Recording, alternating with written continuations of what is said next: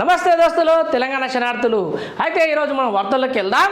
స్వచ్ఛత మాటల్లో ఖాళీలు భర్తీ దస్త్రాల్లో అని చెప్పేసి ఇక్కడ మనం న్యూస్ చూస్తున్నాం. స్వచ్ఛ నగరంగా మార్చుకుందాం, ఆ దిశగా అందరం అడుగులు వేద్దాం, ఇంటింటికి వచ్చి చెత్త తీసుకెళ్తాం, ఎవరు వీధుల్లో చెత్త వేయవద్దని చెప్పే జిహెచ్ఎంసి పెరుగుతున్న ఖాళీలకు తగినట్టు సిబ్బందిని పెంచడం లేదు, అంటే ఖాళీలు భర్తీ చేయడం లేదట. అందుకే ఖైదాల మటుకు ఏదైతే దస్త్రాలు మటుకే అది పరిమితం అవుతుంది. కాకపోతే అది ఇంకా ఖాళీలు నింపలేకపోతున్నారు. ఎవరైతే జిహెచ్ఎంసీలో ఉన్న వాళ్ళు ఎవరైతే పారిశుద్ధ కార్మికులే కానీ ఇతర హోదాలో ఇతర జాబర్స్ ఎవరైతే రిక్రూట్మెంట్ ఉన్నాక కూడా వాళ్ళు తీసుకోకపోవడం ఇక్కడ మనం గమనిస్తున్నాం. అదేవిధంగా ఎదురవుతున్న సమస్యలను పరిష్కరించే దిశగా సిద్ధం కావడం లేదు. చూసారా, ఇక్కడ ఎన్నో సమస్యలు ఎదురవుతున్నా కూడా పరిష్కారానికి ఎదురు తిరగడం లేదు. ఎవరైనా అక్కడ పరిశుద్ధ కార్మికులే కానీ అక్కడ ఉన్న అధికారుల కింద సిబ్బందులే కానీ చేర్చుకోవడానికి కూడా వాళ్ళు వీలు లేకుండా వాళ్ళు నామమాత్రమే పనిచేస్తున్నట్టు క్లియర్గా కనిపిస్తుంది. అదేవిధంగా స్వచ్ఛ నగరం మార్చుకుందాం, ఆ దిశగా అందరం అడుగులు వేద్దాం అనే మాటలు మూటలుగానే మారిపోతున్నాయి. కానీ చేతులు మాత్రం దగ్గర కూడా ఏం చేయలేకపోతున్నారు. అదేవిధంగా ఉప్పల్ బగాయత్లోని హెచ్ఎండిఏల లేఅవుట్లో పేరుకుపోయిన చెత్త, హెచ్ఎండిఏ లేఅవుట్లో పేరుకుపోయిన చెత్తను మనం ఇక్కడ చూస్తున్నాం. చిత్రంలో చూడండి ఎంత దారుణంగా ఇక్కడ హెచ్ఎండిఏ లేఅవుట్ ఉంది. దాంట్లో చెత్తను ఇష్టానుసారంగా వేయడం మనం గమనిస్తున్నాం. అదేవిధంగా మన కళ్ళకు కట్టినట్టు ఇక్కడ ఒక చిత్రంలో మనకి ఈనాడు పేపర్లో మనం చూస్తున్నాం. ఎందుకంటే ఉదయం లేవగానే చెత్త సేకరణ వాళ్ళు ఇంటింటికి వచ్చి చెత్త సేకరణతో తీసుకొని వెళ్ళకపోవడం ఒక కారణమైతే, కొంతమంది ఏం చేస్తారంటే బద్ధకంతో లేట్ లేస్తే చెత్త వాళ్ళు వెళ్ళిపోతారు. అదేవిధంగా చెత్త ఉంటే స్మెల్ వస్తుందని తీసుకెళ్ళి ఇలా మారుమూరు గ్రామమే కాకుండా అక్కడ ఉప్పల్ మన హెచ్ఎండిఏ లేఅవుట్లో వేయడం మనం చూస్తున్నాం. కొంతమంది అయితే చౌరస్తల మీద వేస్తారు, కొంతమంది అయితే ఎక్కడ చెత్త కనిపిస్తే అక్కడ వేయడం మనం చూస్తున్నాం. అదేవిధంగా ఈ చెత్త అనేది ఇట్లా ఎన్నిసార్లు ఏ ప్రాబ్లం వచ్చినా కూడా ఈ చెత్తని తీసుకువెళ్ళడానికి వచ్చినా కూడా వేయని దౌర్భాగ్య పరిస్థితి మన తెలంగాణలో కాకుండా ప్రపంచ దేశాలలో కూడా ఈ చెత్త గురించి ఎన్నో అవగాహనలు ఎన్నో కార్యక్రమాలు చేసినా కూడా వీళ్ళకి కొంతమంది బుద్ధికి మనం వదిలేస్తాం. ఎందుకంటే అలాంటి బుద్ధి ఉంటుంది. డబ్బులు పెట్టకుండా చెత్త వాళ్ళ మనం పడేస్తే డబ్బులు మిగిలిపోతాయి కదా అన్న చందంగా కొంతమంది మారిపోతారు. అదేవిధంగా 18 ఏళ్ళగా నియామకాలు మాటలే లేదు, పెరుగుతున్న ఖాళీలు, తగ్గుతున్న పారిశుద్ధ సిబ్బంది. చూసారా, 18 ఇయర్స్ 18 ఏళ్ళ నుంచి నియామకాలు లేవంట. మళ్ళీ 18 సంవత్సరాలు పెరుగుతున్న ఖాళీలు, తగ్గుతున్న పారిశుద్ధ సిబ్బంది. అయితే ఖాళీలు మాత్రం వెంచర్లు చేసి అమ్ముకొని సొమ్ము చేసుకున్న వారు ఇతర రాష్ట్రాల నుంచి ఇక్కడ వలస వచ్చి బతుకుతున్న వాళ్ళను ఖాళీలు పెరుగుతున్నాయి. కానీ ఏదైతే పారిశుద్ధ కార్మికులు ఉంటారో వాళ్ళు అదే తంతుగా వాళ్ళనే నియమించి ఉన్న వాళ్ళతోటే పని చేయిస్తున్నారు. అట్లా పని చేయడం వల్ల కొత్త వాళ్ళని రిక్రూట్మెంట్ చేసుకోకపోవడం వల్ల చాలా ఇబ్బందిగా మారిపోతున్నారు. ఉప్పల్ నియోజకవర్గంలో ఖాళీల సంఖ్య రోజుకు పెరుగుతోంది. ఖాళీలో ఇళ్ల సంఖ్యతో పాటు జనాభా కూడా పెరుగుతూనే ఉంది. విస్తరిస్తున్న ఖాళీలు, పెరుగుతున్న జనాభాకు అనుగుణంగా పారిశుద్ధం కూడా మెరుగుపడాలి. కానీ ఆ విభాగంలో సుమారు 18 ఏళ్లుగా కొత్త సిబ్బంది నియామకాలు లేవు. పర్మనెంట్గానే కాదు, చివరికి కాంట్రాక్టు, అవుట్సోర్సింగ్ వంటి నియామకాలు మాటే లేదు. చూసారా, అవుట్సోర్సింగ్ కాంట్రాక్ట్ మాటలు కూడా ఊస కూడా లేదు. కొత్త వాళ్ళను గవర్నమెంట్లో కూడా నియమించుకోవడానికి కూడా వాళ్ళు ఒక వాళ్ళని ప్రతిపాదిస్తాము, వాళ్ళని నియమించుకుందామనే ఊసే కూడా లేకుండా 18 సంవత్సరాల నుంచి అలానే కొనసాగిస్తున్నారు. సరే, అది అటు ఉంచితే జిహెచ్ఎంసి కమిషనర్ కింద సిబ్బంది కింద ఇంకొంతమంది ఎవరైతే డెమాలిషన్స్కి వెళ్తారో ఎవరైతే అలాంటి వాళ్ళను కూడా నామమాత్రమే పెట్టుకొని మళ్ళీ తీసేయడము, అలా పర్మనెంట్గా లేకుండా అవుట్సోర్సింగ్ అయినా పెట్టుకోవాలి కదా, అలాంటి వాళ్ళని కూడా పెట్టుకోకపోవడం చాలా చాలా విడ్డూరం. ఉన్న సిబ్బంది పైనే పని భారం పెరిగింది. ఉప్పల్ సర్కిల్లో కొత్తగా హెచ్ఎండిఏ లేఅవుట్, కేసీఆర్ నగర్, కేటీఆర్ నగర్ మరియు బాలకృష్ణ నగర్ వంటి కాలనీలు ఏర్పడ్డాయి.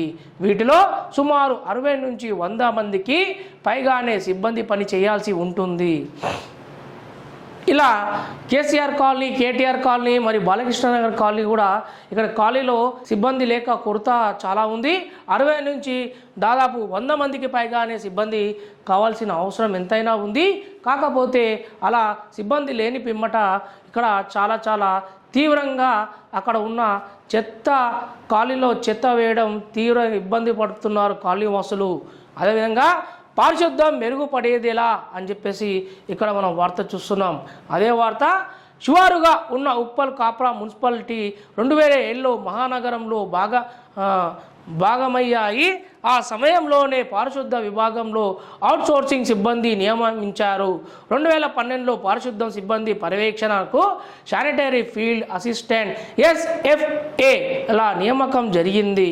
చూసారా, 2007లోనే ఇది మన మహానగరంలో భాగస్వామ్యం అయిపోయింది. మరి ఇంతవరకు 2012 పారిశుద్ధ సిబ్బంది పర్యవేక్షణకు శానిటరీ ఫీల్డ్ అసిస్టెంట్ SFA నియామకం జరిగిందట. దాని తర్వాత ఇక్కడ అప్పటికే అంటే గ్రామ పంచాయతీ తర్వాత మున్సిపాలిటీలో చేసిన సిబ్బందినే పర్మనెంట్ చేశారు. ఆ తర్వాత నుంచి శాశ్వత కాంట్రాక్టు అవుట్సోర్సింగ్ సిబ్బంది నియామకాలు మాటలు లేవు అని చెప్పేసి ఇక్కడ నియామకాలు లేవు అని చాలా చాలా బాధపడుతున్నారు. అదేవిధంగా ఇక్కడ ఉప్పల్ నియోజకవర్గంలో ఇలా వివరాలు ఉన్నాయి. ఆ వివరాలు ఏంటంటే ఇక్కడ కాప్రా సర్కిల్ మరియు ఉప్పల్ సర్కిల్ డివిజన్లు మన కాప్రా సర్కిల్లో 6 ఉన్నాయి. అందులో ఉప్పల్ సర్కిల్లో 4 ఉన్నాయి. కాలనీలు అయితే 400 కాలనీలు ఉన్నాయి. మళ్ళీ ఉప్పల్ సర్కిల్లో 180 కాలనీలు ఉన్నాయి, సర్కిల్ ఉన్నాయి. మురికివాడలో అయితే 51 మరియు ఉప్పల్ సర్కిల్లో అయితే 28 గృహాలు 1,20,000 అయితే మన ఉప్పల్ సర్కిల్లో 62,152. కమర్షియల్ కాప్రా సర్కిల్లో 17,000 అయితే అదేవిధంగా ఉప్పల్ సర్కిల్లో వచ్చేసి 6,304.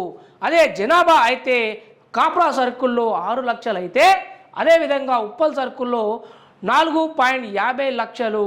విస్తీర్ణం వచ్చేసి కాప్రా సర్కిల్లో 69 చదరపు కిలోమీటర్ అయితే మరి ఉప్పల్ సర్కిల్లో వచ్చేసి 19.5 చదరపు కిలోమీటర్లు. రోడ్ల పొడవు వచ్చైతే 250 కిలోమీటర్లు అయితే ఇక్కడ మన ఉప్పల్ సర్కిల్లో వచ్చేసి 199 కిలోమీటర్లు. అవుట్సోర్సింగ్ సిబ్బంది 590 అయితే ఇక్కడ 476. పర్మనెంట్ సిబ్బంది అయితే 85. కాప్రా సర్కిల్ అయితే ఇక్కడ మన ఉప్పల్ సర్కిల్లో 50. జవాన్లు 11 మన ఉప్పల్ సర్కిల్లో 8. SFAలో 28 అయితే 22 ఇక్కడ ఉప్పల్ సర్కిల్లో మనం చూస్తున్నాం. అదేవిధంగా అధికారులు ప్రజాప్రతినిధులు ఇళ్లల్లో పనులు అని చెప్పేసి ఇక్కడ మనం చూస్తున్నాం. ఏంటంటే కొంతమంది అధికారులు ఇళ్లలో పని కూడా పెట్టుకుంటున్నారంట.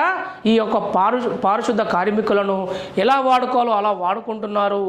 మొత్తం ఉప్పల్ నియోజకవర్గంలో ఇలా వాస్తవానికి 1.7 కిలోమీటర్లకు ఒక వర్కర్ చొప్పున ఉండాలి. అంటే ఒక వర్కర్ రోజుకు 1.7 కిలోమీటర్ల రోడ్డును శుభ్రం చేయాల్సి ఉంటుంది. కానీ దీనికి రెట్టింపు పని భారం పెరిగింది.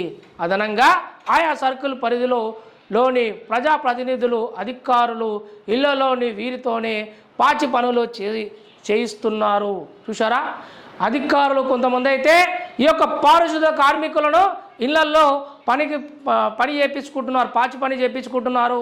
వాళ్ళకి అవసరమైన పనులు ఏవైతే ఉంటాయో ఇంట్లో రేషన్ తీసుకురావడమే కాకుండా ఇతర పనులు వాళ్ళు చేయించుకోవడం మనం చూస్తున్నాం. అదేవిధంగా వాళ్ళు పారిశుద్ధ కార్మికులు ఒక డ్యూటీకి వెళ్ళినప్పుడు అక్కడ ఏదైతే పని చేయాలో ఆ పని చేయాలి. కానీ ఈ యొక్క అధికారులు వాళ్ళ అండదండలతో వాళ్ళకి వీళ్ళ జీతపత్యాలు ఇచ్చే విధంగా వీళ్ళు వాళ్ళ మాట వినకపోతే మా ఉద్యోగం ఏడపోతుందో అని మొర్రో అని చెప్పేసి కొంతమంది పారిశుద్ధ కార్మికులు వాళ్ళ ఇళ్లల్లో పాచి పని కూడా చేయడం మనం గమనిస్తున్నాం.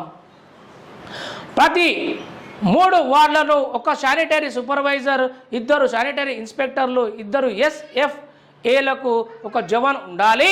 సర్కిల్ల వారీగా అంటే కాప్రాకు 6 SFAలు 120 మంది పారిశుద్ధ సిబ్బంది, ఉప్పల్ సర్కిల్ 2 SFAలు 60 మంది పారిశుద్ధ సిబ్బంది అవసరమని అధికారులు GHMC ఉన్నతాధికారులు కోరుతున్నారు. మరియు ఈ అధికారులు కోరినంత వరకు మరియు అలాంటి వాళ్ళను మీరు ఇక్కడ చేసుకోవాలి కదా. మామూలుగా వాళ్ళని రిక్రూట్మెంట్ చేసుకుంటే ఇక్కడ వాళ్ళు ఏదైతే 60 మంది ఈ పారిశుద్ధ సిబ్బందిని అవసరమని అధికారులు అంటున్నారో మరి చేర్చుకుంటే ప్రాబ్లం ఏముంది? మరి డబ్బులు అనేది వాటంతర వస్తుంది కదా. ఇక్కడ ట్యాక్స్ కట్టాలనుకున్నా కూడా ఇక్కడ మన ప్రజల నుంచే కదా ట్యాక్స్ అనేది తీసుకొని ప్రజల మీద భారం వేసే కదా ఆ ట్యాక్స్ నుంచి వచ్చిన డబ్బులే కదా. అలాంటి ఆదాయంతోటనే కదా ప్రభుత్వం అనేది నడిచేది. అదేవిధంగా మన ఇళ్ళలోకి అయితే ఇవ్వడం లేదు కదా. అందుకోసమే అలాంటి వచ్చిన డబ్బుని ఇలా పారిశుద్ధ కార్మికులకు జీతపత్యాలు ఇచ్చి అలాంటి వాళ్ళని రిక్రూట్మెంట్ చేసుకుంటే అక్కడ ఉపాధి ఉంటుంది. అదేవిధంగా వాళ్ళు కూడా ఇక్కడ జీవన ఉపాధ్యాయులు లేని వారికి కొత్త ఊరట ఉండడం చాలా మేలుగా భావిస్తున్నాం. అదేవిధంగా అయినప్పటికీ కొత్తగా సిబ్బంది నియామకాలు మాత్రం జరగడం లేదు. చూసారా, ఇదంతటికి కారణం ఏంటంటే స్వచ్ఛత మాటల్లో, ఖాళీలో, భర్తీ, దస్త్రాల్లో అని చెప్పేసి ఏదైతే నామమాత్రమే కాయిదాలకే పరిమితం అవుతున్నాయి. మళ్ళా అందులో కూడా ఇంతమంది సిబ్బంది ఉన్నారు, ఇంతమంది ఉన్నారు అని అంటున్నారు. కానీ ఈ యొక్క పారిశుద్ధ కార్మికులను జీతపత్యాలు ఇచ్చి వాళ్ళు ఉదయం 4 గంటల నుంచి మధ్యాహ్నం 2 గంటల వరకు వాళ్ళు చేసిన వాళ్ళ సేవలను గుర్తించి అలాంటి వాళ్ళకు జీతాలు పెంచి అలాంటి వాళ్ళను మనం రిక్రూట్మెంట్ చేసుకుంటే ఏ ప్రాబ్లం ఉండదు. కాబట్టి ఈ ప్రభుత్వానికి సీఎం ఎంత ఇది మనకి అవసరమో అదేవిధంగా ఇక్కడ మన ప్రభుత్వానికి స్వచ్ఛందంగా ఉండాలి. స్వచ్ఛ భారత్ అని ఎలా అంటున్నారో మొత్తం కాలనీలు ఉదయం లేవగానే రోడ్ల మీద పడి వాళ్ళు ఊడ్చి మొత్తం క్లీన్ చేస్తారు. అదేవిధంగా వాళ్ళకు అనుగుణంగా ఇక్కడ స్వచ్ఛ నగరంగా ఉండాలంటే పారిశుద్ధ కార్మికులను పెంచాల్సి అవసరం ఎంతైనా ఉంది అని మేము తెలియపరుస్తున్నాం. అదేవిధంగా మరో వార్తలోకి వెళ్దాం. ఇక్కడ ఎప్పుడు కూలిపోతుందో ఏమో అని చెప్పేసి ఇక్కడ ఒక వార్త చూస్తున్నాం. నగరం నుంచి కీసరకు వచ్చే మార్గంలో చీర్యాల మరి చౌరస్తాలో బస్ షెల్టర్ ఓ వైపు వంగి ప్రమాదకరంగా ఉంది. కీసరగుట్ట మరియు గోధుమకుంట, కుందన్పల్లి, రాంపల్లి, దయార, కీసర దయార, బోగార, మంకిరెడ్డిపల్లి పాటు యాదాద్రి భువనగిరి జిల్లా ఇక్కడ మరియు బొమ్మల రామారం, తుర్కపల్లికి వెళ్ళే ప్రయాణికులు ఈ షెల్టర్ కిందనే బస్సులు, ఆటోలు నిరీక్షిస్తారు. 2 వైపులా పిల్లర్లు కుంగిపోయాయి. ఎప్పుడు కూలిపోతుందని ఇక్కడ ప్రయాణికులు ఆందోళన చెందుతున్నారు. ఇక్కడ చూడండి బస్ షెల్టర్ ఎంత దారుణం. ఇక్కడ మనము పేపర్లో వచ్చే కానీ మన కళ్ళు తెరుచుకోవా? మరియు చూడండి ఎప్పుడు పడతాదా, భూకంపం వచ్చిందా లేదా, ఎందుకు ఆ షెల్టర్ కింద పడిపోతుంది అనే విధంగా కొత్త వాళ్ళు ఎవరైనా చూస్తే ఇక్కడ ఈ కాలనీలో భూకంపం వచ్చిందేమో అందుకే ఆ బస్ షెల్టర్ ఇట్లా ఒరిగిపోయింది చూడండి. అక్కడ అయినా కూడా వాళ్ళకి నీడ లేదని చెప్పి ప్రయాణికులు అక్కడ వెళ్ళి తల దాచుకుంటున్నారు. తెలియని వాళ్ళు, తెలిసిన వాళ్ళైతే భయాందోళనతో గుప్పట్లు పెట్టుకొని ఎండ దెబ్బ కొట్టినా పర్వాలేదు అని ఎండకు వాళ్ళు నిలబడుతున్నారు. కాకపోతే ఇలాంటివి మళ్ళీ పట్టించుకోకపోతే అది ఎన్నడో ఓరి మీద పడి వాళ్ళ తలకాయలు పలగడమే తథ్యంగా మేము భావిస్తున్నాం. కాబట్టి అధికారుల ద్వారా ఎవరైతే మీరు ఉన్నారు, దయచేసి ఇది గమనించండి, అక్కడ కొత్త బస్ షెల్టర్ని మీరు నియమించండి అని మేము కోరుతున్నాం. అదేవిధంగా అప్సిగూడ సర్కిల్లో ఎస్ఈ ప్రతిమ అని చెప్పేసి మరోవాత, అదేవిధంగా చలివేంద్రం ప్రారంభం అని చెప్పేసి ఏసావ్ నగర్ జమ్మిగడ్డ కాలనీలో కాంగ్రెస్ పార్టీ డివిజన్ అధ్యక్షుడు కేశెట్టి ప్రసాద్ ఆధ్వర్యంలో ఏర్పాటు చేసిన చలివేంద్రానికి శుక్రవారం ఉప్పల్ నియోజకవర్గం పార్టీ బాధ్యుడు పరమేశ్వర్ రెడ్డి ప్రారంభించారు. ఎవరైతే ఎండాకాలంలో బయటకు వెళ్ళి మళ్ళీ తిరిగి ఇంటికి వెళ్ళలేని స్థితిలో బయట మార్కెటింగ్ పర్సన్ కాకుండా బయట వాళ్ళు ఎవరైతే మన నీళ్ళలేని వాళ్ళు ఉంటారో వాళ్ళకి మంచినీళ్ళు తాగుదామన్నా నీరు ఉండదు, ఎండాకాలం అయితే దాహం ఎక్కువ అవుతుంది. కాబట్టి ఇలాంటి చలివేంద్రాలు దర్శనమిస్తే చాలామంది దప్పికొని వాళ్ళు నీరు తాగడం వల్ల చాలా సంతోషపడతారు.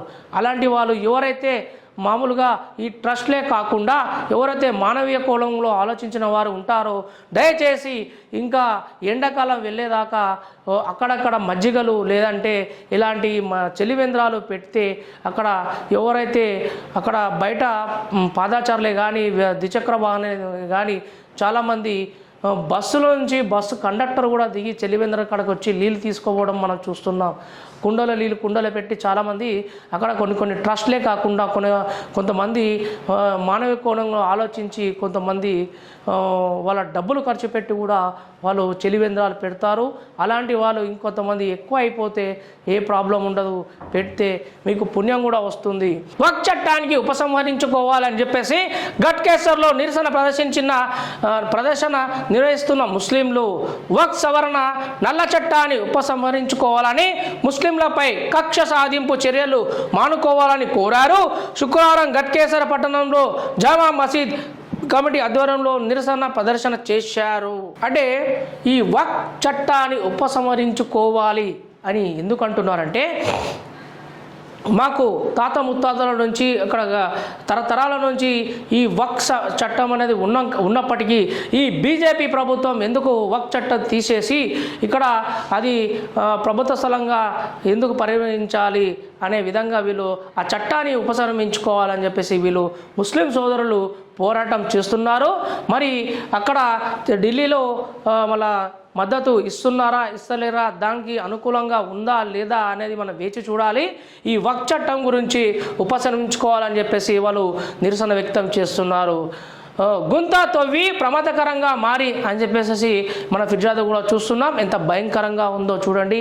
అక్కడ ఆ బ్రిడ్జ్ నాలా అనేది ఆ నీరు పోవడానికి ఒకటి అది కట్టారు, మరి తవ్వి అట్లనే వదిలేశారు.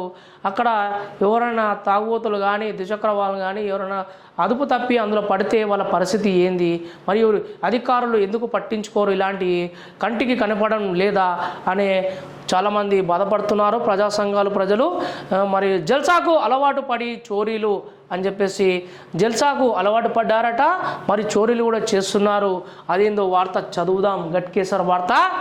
జల్సాకు అలవాటు పడిన ఓ యువకుడు దొంగతనాలకు చేస్తున్నాడు, జైలుకెళ్ళి వచ్చినా మార్పు రాలేదు, మరోసారి చోరీ చేసి పోలీసులకు చిక్కాడు. ఘట్కేసర్ ఎస్ఐ శ్రీకాంత్ తెలిపిన వివరాల ప్రకారం ఘట్కేసర్ పట్టణం మేడపాటి నగర్కు చెందిన మొహమ్మద్ మొయిన్ ఫరీఫ్ 23 సంవత్సరాలు సునీత ఇంట్లో చొరబడి వెండి వస్తువులు ఎత్తుకెళ్లాడు. పోలీసులు శుక్రవారం అదుపులోకి తీసుకొని రిమాండ్ చేశారు. చాలామంది ఇప్పుడు ఏం చేస్తున్నారంటే దొంగతనానికి చాకచక్యంగా చేతివాటం చూపిస్తున్నారు. అలా దొంగతనం చేయడం ఈజీ కదా, కష్టపడి సంపాదించాలంటే నెలల తరబడి కష్టపడ్డా కూడా పట్టుమని 10,000 నుంచి 14,000 జీతం రావట్లేదు. అలాంటి వాళ్ళు ఏం చేస్తున్నారంటే దొంగతనానికి చాలామంది పాల్పడుతున్నారు. ఈ యొక్క సోషల్ మీడియా వచ్చినప్పటి నుంచి, అదేవిధంగా ఈ 5G జనరేషన్ కదా, ఇందులో ఇంకా టెక్నాలజీ అనుకూలంగా మారుస్తూ ఎట్లయితే టెక్నాలజీ చేంజ్ అవుతుందో అట్లా ఇంకా వాళ్ళ తెలివిని ఉపయోగించి ఇంకెక్కువ దొంగతనాలు కూడా చేస్తున్నారు. మనం సైబర్ క్రైమ్ వాళ్ళని కూడా చూస్తున్నాం. అలా సైబర్ దొంగతనాలు మరియు ఇంకా చేతివాటం దొంగతనాలు, చెడ్డీ గ్యాంగు, ఇంకా ఏవో ఇతర దొంగతనాలు. ఇంటికి తాళం పడితే చాలు పొద్దుగాల చూసుకోవాలి, రాత్రి వెళ్ళి దొంగతనం తాళం మీద కొట్టి దొంగతనం చేయాల్సిన అవసరం దొంగలకు చాలా ఎక్కువైపోయింది. ఇతను ఆల్రెడీ దొంగతనం చేసి జైలు పోయేసి అథారిటీ పోయేసి మళ్ళీ వచ్చిండు, మళ్ళీ దొంగతనం స్టార్ట్ చేయడం. ఇక్కడ వెండి వెండి నాణాలు తీసుకోవడం కూడా మనం చూస్తున్నాం. ఇలాంటి వారికి కఠిన చర్యలు తీస్తే ఇంకోసారి అలాంటి పనులు చేయకుండా ఉంటారు. అదేవిధంగా మరో వార్త, జెండాను ఆవిష్కరిస్తున్న అభయ్ పటేల్ అని చెప్పేసి వార్త చూస్తున్నాం. అదేవిధంగా కేంద్ర పథకాలు ప్రజల్లోకి తీసుకెళ్ళాలి అని చెప్పేసి మరో వార్త చూస్తున్నాం. రాజ్యాంగ పరిరక్షణ పాదయాత్ర కార్యక్రమంలో కాంగ్రెస్ నాయకులు అని ఇక్కడ మనం వార్త చూస్తున్నాం. పాత పద్ధతి కొనసాగించాలని ఆందోళన. ఇక్కడ విజయనగర్లో ఏస్ఆర్ నగర్లో గట్కేసర్లో జవహర్ నగర్లో మరియు ఇక్కడ చూసినట్టయితే కలెక్టరేట్లో సైనిక్పూర్లో ఎంపీ ఎమ్మెల్యే లక్ష్మారెడ్డి ఇక్కడ ఇతర ప్రాంతాల్లో మహాత్మా జ్యోతిరావు పూలే నివాళులు అర్పించారు. మేడ్చల్ జిల్లాలో కేంద్ర గ్రంథాలయ చైర్మన్ శ్రీనివాసరెడ్డి గారు వచ్చారు. ఇక్కడ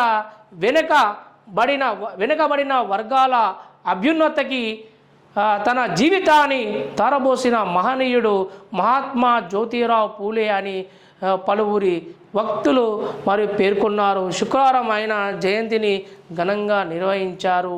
మాజీ ఎమ్మెల్యే ఎన్విఎస్ ప్రభాకర్, భాజపా నేతలు కూడా ఇందులో అందరికి మన పార్టీలకు అతీతంగా వచ్చి చాలామంది మహాత్మా జ్యోతిరావు పూలే గారికి నివాళులు అర్పించడం మనం చూస్తున్నాం. అదేవిధంగా భారమైన సంక్షేమ పథకాలు అమలు అని చెప్పేసి ఇక్కడ మన ఈటల రాజేందర్ గారు ఫైల్ ఫోటోలో ఉన్నారు. చెక్కును ఇస్తున్న ఎమ్మెల్సీ మరియు ఎంపీ ఇతరులు అని చెప్పేసి మనం చూస్తున్నాం. ఇక్కడ మరో వార్త చూస్తున్నాం. అక్రమాలకు తావులేదు, జిల్లాలో ఆహార భద్రత కార్డులు 5,11,275 అంత్యోదయ అన్న యోజన కార్డులు 17,507, అన్నపూర్ణ కార్డులు 99, లబ్ధిదారులు 17,38,889 మంది లబ్ధిదారులు ఉంటే అక్కడ అంత్యోదయ అన్న యోజన కార్డులు వచ్చేసి 17,507. మరి జిల్లాలో ఆహార భద్రత కార్డులు 5,11,275 ఉన్నాయి. మొత్తం ఇక్కడ మనకి చూపించడం జరుగుతుంది. జిల్లాలోని లబ్ధిదారులకు ఎంత బియ్యం అవసరం, ఎంత కేటాయించారు. డిఎస్ఓ జిల్లాకు 10,761 మెట్రిక్ టన్నుల బియ్యం అవసరం పూర్తి స్థాయిలో వచ్చాయి.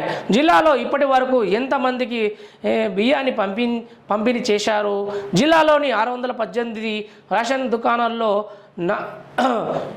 4,75,363 రేషన్ కార్డుదారులకు పంపిణీ చేశాం. కొన్ని రేషన్ దుకాణాలు సన్న బియ్యం స్టాక్ లేదని అంటున్నారు. ఎక్కడైనా కొరత ఉందా అని చెప్పేసి ఇక్కడ మనకి క్వశ్చన్ మార్క్ వచ్చింది. అదేంటంటే జిల్లాలో అన్ని రేషన్ దుకాణాలు సరిపడేలా స్టాక్ను సరఫరా చేశాం. ఈ జిల్లా గ్రేటర్లో కలిసి ఉండడంతో ఉపాధికి వచ్చిన కార్డుదారులు సైతం సన్నబియ్యం ఇక్కడ తీసుకున్నారు. ఇతర జిల్లాలో కొన్ని చోట్ల తీసుకోవచ్చి అలాంటి ప్రాంతాల్లో బియ్యం సమకూర్చాం అని చెప్పేసి ఇక్కడ మనకు చెప్తున్నారు. సన్న బియ్యం ఎక్కడి నుంచి సేకరిస్తున్నారు. జిల్లాలో సన్నబియ్యం ఉన్నంత వరకు సేకరించాం. కామారెడ్డి, కరీంనగర్, పెద్దపల్లి, నిజామాబాద్ జిల్లాల నుంచి కొనుగోలు చేశాం. రేషన్ దుకాణంలో బియ్యం ఎప్పటి వరకు అందుబాటులో ఉంటాయి. ప్రతి నెల 15లోగా రేషన్ బియ్యం తీసుకోవాలి. ఈ నెలలో 5 రోజులు అధికంగా వ్యవధి ఇస్తున్నాం, తర్వాతి నుంచి ఉండదు అని చెప్పేసి ఇక్కడ న్యూస్ వచ్చింది. పూర్తి స్థాయిలో నిఘా పెట్టాం. బియ్యం పంపిణీలో సమస్యలు రాలేదు. న్యూస్ టుడేతో ఇక్కడ డిఎస్ఓ ఎల్ సుగుణాబాయ్ తెలియపరుస్తున్నారు. అయితే దాదాపుగా రేషన్ డీలర్లు చాలామంది సన్నబియ్యం అనే సరఫరా అనేది చేయడం చూస్తున్నాం. కాకపోతే 1 నుంచి 15 తారీఖు లోపల సన్నబియ్యం అనేది ఇవ్వాల్సి ఉంది. దాని తర్వాత ఇవ్వమని చెప్పేసి ఇక్కడ అధికారులు చెప్తున్నారు. మరియు నేను చూసినప్పటికీ అయితే ఇక్కడ మన జగనార్లో రేషన్ షాపులు మాత్రం 1వ తారీఖు నుంచి 15 తారీఖు లోపల ఆల్టర్నేట్ డేస్ కూడా రావటం లేదు. కొంతమంది ఇస్తున్నారు, కొంతమంది లబ్ధి పొందుతున్నారు, కొంతమంది రాలేని స్థితి వాళ్ళు 15 తారీఖు లోపల తీసుకోవాలి కదా, ఆ టైం కూడా వాళ్ళు ఓపెన్ చేయకపోవడం మనం గమనిస్తున్నాం. మరి ఇలాంటి వారిపై కఠిన చర్యలు తీసుకోవాలి. ఎందుకంటే ఇలా బియ్యము ఎవరైతే తీసుకోని వారో వీళ్ళు కూడా డుమ్మ కొడుతున్నారు. మళ్ళీ 15 తారీఖు దాకా కనీసం ఉండలేని స్థితి, దౌర్భాగ్య స్థితి ఎందుకు ఏర్పడుతుందయా? మరి కనీసం 15 రోజులు రేషన్ బియ్యం ఇస్తే ఎవరైతే టైంకి రాలేని వారు ఉంటారో ఆ టైంకి వాళ్ళు వచ్చి తీసుకుంటారు. దయచేసి టైం అనేది ఇక్కడ మీరు అన్న విధంగా ప్రతి నెల 15లోగా రేషన్ బియ్యం తీసుకోవాలంటున్నారు కదా, ఈ 15 రోజులు కూడా రేషన్ షాపు ఓపెన్ చేయడం లేదు. దయచేసి ఓపెన్ చేయాల్సిందిగా మేము మా యొక్క మనవి. అదేవిధంగా సన్న బియ్యం జిల్లాలోని పేదలందరికీ సక్రమంగా పంపిణీ చేసేందుకు అన్ని రకాల చర్యలు చేపట్టాం. ఎక్కడ పొరపాట్లు జరగడానికి అవకాశం లేకుండా జాగ్రత్తలు తీసుకున్నాం. రేషన్ డీలర్ల సహకరిస్తున్నారు, అక్రమాలకు పాల్పడితే కఠిన చర్యలు తీసుకుంటామని జిల్లా సప్లై అధికారిని సుగుణాబాయి స్పష్టం చేశారు.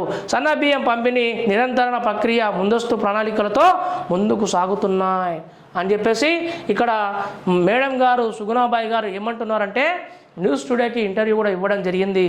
ఎక్కడ ఏ సమస్య ఉన్నా, ఏ రేషన్ డీలర్ నుంచి ఏ ప్రాబ్లం ఉన్నా మాకు వచ్చి మీరు మాకు మొర పెట్టుకోండి. అక్కడ ఏ ప్రాబ్లం ఉన్నా మేము వాళ్ళపై కఠిన చర్యలు తీసుకుంటాం. మీకు సన్నబియ్యం రాకపోతే మాకు వచ్చి స్పందించండి అని చెప్పేసి ఇక్కడ మేడం గారు, ఇక్కడ సుగుణాబాయి గారు తెలియజేయడం జరిగింది. మరియు సన్న బియ్యం అనేది చాలామందికి పేదింటి వరం. మళ్ళీ చాలామంది అక్కడ లబ్ధి పొందుతున్నారు. ఇక్కడ మేము కూడా కొన్ని ఇప్పుడు ఎక్కడ అడ్వాంటేజ్ ఉంటుందో అక్కడ కంపల్సరీ డిసడ్వాంటేజ్ కూడా ఉంటుంది. ఎక్కడ ఎవరైతే సన్న బియ్యం ఇస్తారో కొంతమంది రేషన్ డీలర్లు అందులో దొడ్డు బియ్యము నూకలు కలపడం మనం చూస్తున్నాం. కొంచెం అన్నము మంచిగానే అవుతుంది, కానీ కొద్దిగా గట్టిగా కూడా అవుతుంది. అది కూడా గమనించాలి. నూకలు తీసుకొని ఆ సన్న బియ్యం అనేది వండుకుంటే చాలా బాగుంటుంది. కానీ ఈ ప్రభుత్వం వారు మొత్తం సన్నబియ్యం ఇవ్వాలంటే చాలా కష్టం కదా. మీరు నూకలు చెరుక్కొని ఆ సన్నబియ్యం వండుకొని తినండి, చాలా బాగుంటుంది, ఫస్ట్ క్లాస్ అవుతుంది అని చాలామంది కామెంట్స్ కూడా పెడుతున్నారు మా జరపైలం ఛానల్కి. కొంతమంది అయితే కొన్ని రేషన్ షాప్లో దొడ్డు బియ్యం నూకలు కూడా కలుపుతున్నారంట. అలాంటి వాళ్ళను గుర్తించి కఠిన చర్యలు తీసుకుంటే నెక్స్ట్ టైం ఇంకో రేషన్ షాప్లో వాళ్ళు అలాంటి పని చేయాలన్నా కూడా అలాంటి ఆలోచనలు రాకుండా వాళ్ళకి పోతుంది. కాబట్టి దయచేసి అలాంటి పనులు చెయ్యకండి. ప్రభుత్వానికి చెడ్డ పేరు రాకుండా మచ్చ తేకుండా చూడండి. ఎందుకంటే గత ఎన్నో ప్రభుత్వాలు చూసాం, కానీ ఇంతవరకు మన నందమూరి తారక రామారావు గారు 2 రూపాయల కిలో బియ్యం పెట్టినప్పటి నుంచి ఇప్పటి వరకు చూస్తున్నా, కానీ ఎప్పుడు కానీ సన్న బియ్యం ఏ ఒక్క ప్రభుత్వం ఇవ్వలేదు. మరి ఒక కాంగ్రెస్ ప్రభుత్వం ఇస్తుంది కాబట్టి మనము హర్షించదగిన విషయం. మనం కూడా వీళ్ళని కాంగ్రెస్ ప్రభుత్వం మెచ్చుకోవాల్సిన విషయం ఎంతైనా ఉంది. దయచేసి వాళ్ళు కరెక్ట్ పంపిస్తే మీరు అందులో అవకతవకలు చేసి దాన్ని మీరు రాంగ్ డైవర్షన్లో పంపించకుండా ప్రజలకు ఎలా వచ్చిందో అలా పంపిస్తే ప్రజలు కూడా సంతోషపరుస్తారు అని మేము భావిస్తున్నాం. ఆహ్లాదం ఆనందం పూర్తయిన జపానీస్ థీమ్ పార్క్. అంటే జపానీస్ థీమ్ పార్క్ అనేది ఇంత ముందుకు ఆల్రెడీ మన Chennai shopping mall back side ఒక పార్క్ ఉంటుంది మన యశ్వంత్ నగర్లో. అదేవిధంగా దానికి దీటుగా ఆహ్లాదం ఆనందం అని ఇక్కడ పూర్తయిన జపానీస్ థీమ్ పార్క్ అని చెప్పేసి పూర్తయిందంట. మరి ఈ పార్క్ దగ్గర కూడా పోయి ఒకసారి మనం చూడాలి మళ్ళీ ఎలా ఉందో. గేలుగా కొనసాగిన యశ్వంత్ నగర్ జపానీస్ థీమ్ పార్క్ను పూర్తయిందంట. కొద్ది రోజుల్లో ప్రజలకు అందుబాటులో ఉందంట. ఖాళీ యశ్వంత్ నగర్ జనాభా 20,000, స్థలం ఎకరం. మరియు శంకుస్థాపన 2020 కోటి రూపాయల నిధులు వచ్చినాక కూడా 2020 నుంచి ఇప్పటి వరకు పూర్తి కాలేదు. మరి ఇప్పుడు పూర్తయిందని ఇక్కడ తెలియపరుస్తున్నారు. మరి అది ఎంతవరకు పూర్తయిందో మనం వేచి చూడాలి. అదేవిధంగా ఈ పార్కులో మొత్తం నలువైపులా పచ్చని మొక్కలు, ఎత్తైన చెట్లతో చూడ చక్కగా ఉద్యానం తీర్చిదిద్దారు. చిన్నారులు ఆడుకునేందుకు జారుడు బల్ల, ఉయ్యాలతో సహా వివిధ క్రీడల పరికరాలు, వృద్ధులు ఉదయం సాయంత్రం వేళలో నడిచేందుకు మార్గం అందుబాటులోకి వచ్చింది.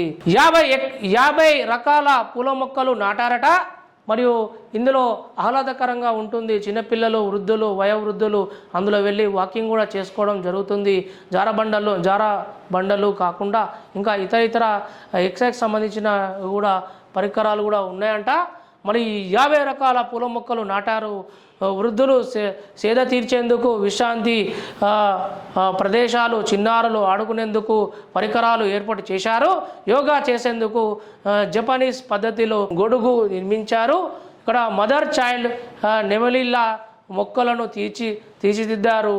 పార్క్ మధ్యలో అంబేద్కర్ విగ్రహాన్ని ఏర్పాటు చేశారు. కాప్రా మల్కాజీ సర్కిల్లో దాదాపు 20 కాలనీలు ప్రజలకు అనుకూలంగా ఉంటుందని చెప్పేసి ఎంచక్కగా ఈ పార్క్ ఉంది. ఎవరైనా దూరం అవుతుంది అని కాకుండా అక్కడ పరిసర ప్రాంతాల్లో ఉన్న వాళ్ళు కూడా ఈ పార్కు వెళ్ళి మంచిగా ఆడుకోవచ్చు. చాలా చక్కగా మనకు కనిపిస్తుంది. డ్రైవర్ నిర్లక్ష్యం, వాహనం తలుపు తగిలి మృతి అంట. డ్రైవర్ నిర్లక్ష్యం అంట చూడండి. డ్రైవర్ నిర్లక్ష్యం, వాహనం తలుపు తగిలి మృతి చెందాడంట. డీసీఎం వాహనం యజమాని నిర్లక్ష్య డ్రైవర్తో నిండి ప్రాణాలు పోయింది. సిఐ పరశురాం తెలిపిన వివరాల ప్రకారం ఘట్కేసర్ మండలం ఔషాపూర్లో చెందిన వెల్డింగ్ పని చేసే ఇక్కడ సామల వీరాచారి 40 సంవత్సరాలు శుక్రవారం ద్విచక్ర వాహనంపై ఘట్కేసర్కు వెళ్తుండగా సిపిఎల్ వద్దకు రాగానే అతివేగంగా వచ్చి సిపిఎం వాహనం డ్రైవర్ డీసీఎం వాహనం డ్రైవర్ ఉమ్మి వేసేందుకు అకస్మాత్తుగా డోర్ తీశాడు. ఇక్కడ వీరాచారి వాహనం తలుపు తగిలి గాల్లోకి ఎగిరి అవతల వైపు రహదారిపై పడ్డాడు. తీవ్ర గాయాలు, అక్కడికక్కడే మృతి చెందాడు. ఒక డోర్ తీశాడు ఉమ్మి ఉంచుదామని. కిటికీలకే ఉంచవచ్చు కదా. కొంతమంది స్టైల్ ఏం చేస్తారంటే రన్నింగ్లని ఇట్లా డోర్ తీసి ఇట్లా కింద ఉంచుతారు. ఏదో వాళ్ళు మంచి పని చేసినట్టే. 2 నిమిషాలు పక్కకు ఆపుకోండి, అంటే కొంచెం పక్కకు తీసుకొని అక్కడ చెట్లలో ఎక్కడ ఉంచవచ్చు కదా. ఆ చిన్న డోర్ తీయడం వల్ల ఆ యొక్క మన సోమల వీరాచారి చనిపోవడం మనం చాలా బాధాకరం. ఇలాంటి వాళ్ళు చాలామంది చిన్న పొరపాట్లే మన మృత్యుకి దారి తీయడం చాలా బాధాకరం. దయచేసి ఇలాంటి వాళ్ళు అలా కాకుండా మీరు జాగ్రత్త పడి వాహనాలు నడిపించాలని కోరుతున్నాం.